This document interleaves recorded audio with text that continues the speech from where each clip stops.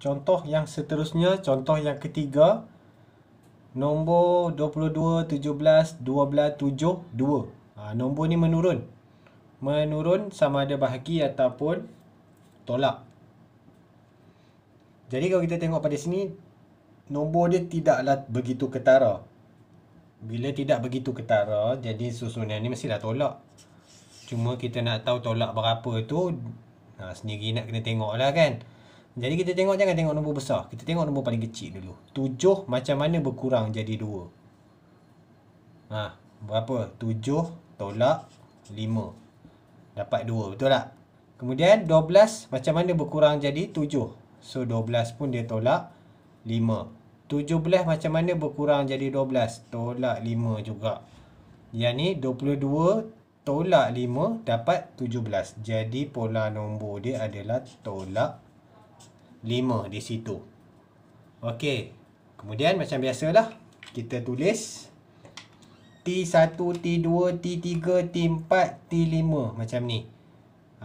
Tulis siap-siap. Lepas tu T1 22, T2 17, T3 12, T4 7, T5 2 macam ni. Dan seterusnya kita buat simbol sama dengan. Sama dengan. Dan kita ambil sebutan yang pertama. Sebutan pertama adalah 22. So kita tulislah 22. Tulis macam ni. Tulis macam ni. Kemudian kita ambil pola nombor dia adalah tolak 5. Saya guna pen color merah pula. Pola dia adalah tolak 5. Semua tolak 5. Semua tolak 5. Tolak 5. Okey. Kemudian nak buat apa?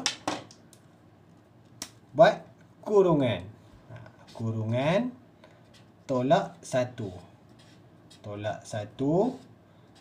Tolak 1. Tolak 1.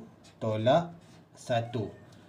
Lepas tu dalam dia kita nak tulis apa dia kat situ. Kita tulis berdasarkan apa yang ada kat sini. Kalau sini 1, 1. Yang ni 2, 2 lah. Ni 3, 3. Ni 4, 4. Yang ni 5, 5. Samalah macam tadi. Step yang sama juga macam tadi. Cuma yang berbeza apa dia sekarang ni. Kalau kamu tengok yang berbeza ni je. Sebab tadi tambah ni jadi tolak. Nombor ni masih sebutan yang pertama. Ini adalah pola yang dalam kurungan memang wajib tolak 1. Lepas tu nombor yang sama. 1, 2, 3, 4, 5 juga. Masih nombor yang sama. Okey, jelas Kemudian TN. Okey, sekarang ni 22 ni nombor yang sama. Kita buat turun, kita letak 22 kat sini. Lepas tu tolak 5 yang ni pula. Tolak 5 dekat sini kita letak tolak 5. Dalam kurungan kita bawa ke semua dalam kurungan. Nombor yang sama adalah tolak 1. Okey, cikgu ulang balik. T1 1, 2 2, 3 3, 4 4, 5 5. N huruf N. Inilah dia ungkapan algebra. Lepas tu tulislah N. Apa dia tadi? 1, 2, 3 dan seterusnya. Sebab apa kita start dengan nombor 1. Okey, cikgu rasa boleh faham kot untuk tambah dengan tolak ni. Kita tengok pula video yang seterusnya. Operasi darab pula. Contoh yang seterusnya pula melibatkan darab ataupun bahagi. Cikgu nak highlight satu je lah kat sini. Bahagi tu jarang-jarang sangat lah nak keluar. Selalunya tambah tolak ataupun darab je. Baik, untuk yang ini nombor menaik. Nombor menaik, tapi kalau kita tengok balik, kalau kita buat tambah 4, 6 tambah 4 dah 10, bukan dia. So pola ni dah tak tentu. So operasi dia bukan tambah. Maka operasi dia adalah darab. 2 darab berapa dapat 6? 3 kan. 6 kali 3 18. 18 kali 3 54. 54 kali 3 kita dapat 162. Maka pola dia adalah darab 3. Simbol darab tu lah. Kemudian sama juga kita tulis T1, T2, T3, T4 sampai T5 sebab ada 5 sebutan. Dia 1, 2, 3, 4, 5. Ada 5 sebutan di situ. Kemudian kita tulislah nombor dia.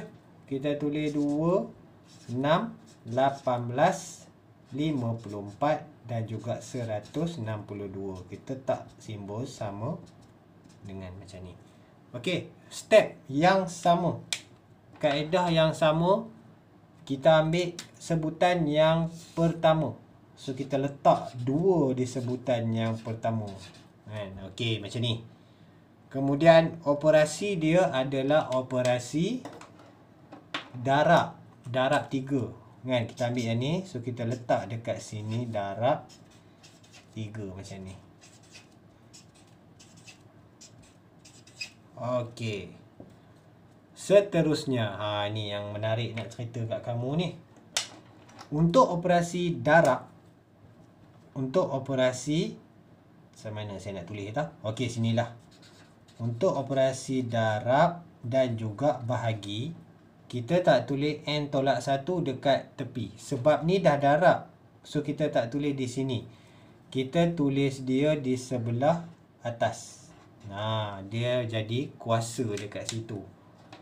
Dia jadi kuasa dekat situ. So ini tolak 1. Di atas dia. Tolak 1. Tolak 1. Tolak 1. Tolak 1. Macam ni. 3 kuasa kurungan tolak 1. Dia kuasa sekarang ni. Untuk operasi tambah tolak, dia duduk kat bawah ni. Jadi darab. So untuk operasi darab, dia duduk dekat sini jadi kuasa. Macam mana nak tahu kenapa macam tu?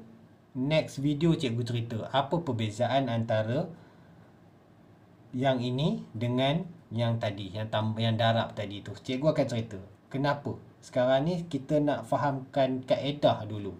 Okey. Kemudian masih yang sama. Tu yang cikgu kata hafal tu. Okey, ni 1 1. 2 2 3 3 4 4 5 5. Sama juga, benda yang sama dalam kurungan, masih yang sama. So kita buatlah dia punya conclusion dia. Tn sama dengan, okey, ni semua 2. Letak 2 kat sini. Pen marker cikgu pun dah nak habis dah buat dah. Cikgu tukar pen marker lain kejap. 2. Kemudian darab 3. Yang ni pun pen marker nak habis, tak apalah. Yang ni pun sama, darab 3. Okey, seterusnya yang dalam kurungan tu. Yang ni cikgu nak highlight dengan pen marker biru lah. Okey, yang ni. Yang semua ni. Yang semua ni. Dia duduk di sebelah atas. So kita buat sebelah atas macam ni. Tolak 1. Macam ni. Sedar cerita cikgu cancel yang ni, cikgu tulis kat bawah balik lah bagi jelas. Tn sama dengan 2 darab 3 kurungan tolak 1. T1 kita letak nombor 1. 2 kita letak nombor 2. 3 kita letak nombor 3. 4 kita letak nombor 4. 5 kita letak nombor 5. So N kita letak huruf N. Dia jadilah 2 kali 3 kuasa N tolak 1. Nampak macam profesional betul lah buat soalan macam ni kan. Okey, N dia berapa? 1, 2, 3 dan seterusnya. Ini sekadar pengetahuan ungkapan algebra untuk kamu. Di mana kegunaan dia sebenarnya dalam tingkatan 2 ataupun PT3 tidaklah terlalu rigid sangat nak cari berapa nilai. Tapi kalau kamu ambil subjek matematik tambahan tingkatan 4, benda ni berguna. Benda ni berguna. Memang kena guna dan berguna untuk kamu untuk dapatkan jawapan. Yang tu cerita lain lah. Okey, itu saja untuk cikgu pada hari ni. Kita tengok pula video yang seterusnya. Cikgu akan cerita kenapa jadi macam ni. Dan kenapa yang jadi macam tadi tu. Yang ada tambah N tolak 1. Kenapa N tolak 1? Cikgu cerita seterusnya.